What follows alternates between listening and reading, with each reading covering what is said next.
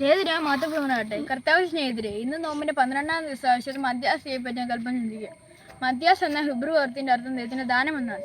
തന്റെ ഗുരുവിനെ ഒറ്റിക്കൊടുക്കുകയും സ്വയം ജീവൻ നഷ്ടമാക്കുകയും ജയിലുള്ള ശ്രീയാസ്ഥാനം നഷ്ടമാക്കിയ യൂദ ഇസ്കരിയാത്തേക്കിന് പകരം ആദിമസഭ പശുതാൽഭാവന്റെ നിയമത്താൽ തിരഞ്ഞെടുക്കപ്പെട്ട സ്ത്രീയാണ് വിശുദ്ധ മധ്യാസ്. യേശുവിനെ അനുഗമിച്ച 72 പേരിൽ ഒരുവനും യേശുവിനോട് കൂടി നടന്ന എന്നാൽ അപ്പോസ്തലന്മാരല്ലാത്ത ശിഷ്യരിൽ ഒരുവനുമായിരുന്നു വിശുദ്ധ മധ്യാസ്. വിശുദ്ധ മധ്യാസ് മറ്റു ശ്രീഹന്മാരെ പോലെ യേശുവിന്റെ മാമോദിസ മുതൽ സ്വർഗ്ഗാരോഹണം വരെയുള്ള എല്ലാ സംഭവങ്ങൾക്കും ദൃക്സാക്ഷിയായിരുന്ന വ്യക്തിയായിരുന്നു.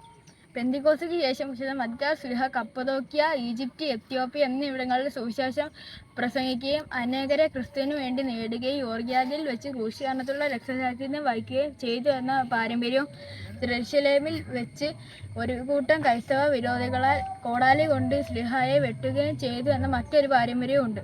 ഇതുകൊണ്ടാണ് വിശുദ്ധ മധ്യാസ് ശ്ലീഹായുടെ ചിത്രങ്ങളിൽ കയ്യിൽ ഒരു കോടാലി കാണുന്നത്.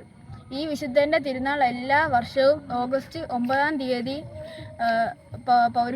പൗരസ്ത്യ സഭയായി നടക്കുകയും ആചരിക്കുകയും മെയ് 14-ാം തീയതി പാശ്ചാത്യ സഭകളാൽ നടക്കുകയും ചെയ്യുന്നു. ഇത്രയും പറഞ്ഞുകൊണ്ട് ഞാൻ എൻ്റെ വാക്കുകൾ നിർത്തുന്നു. നന്ദി.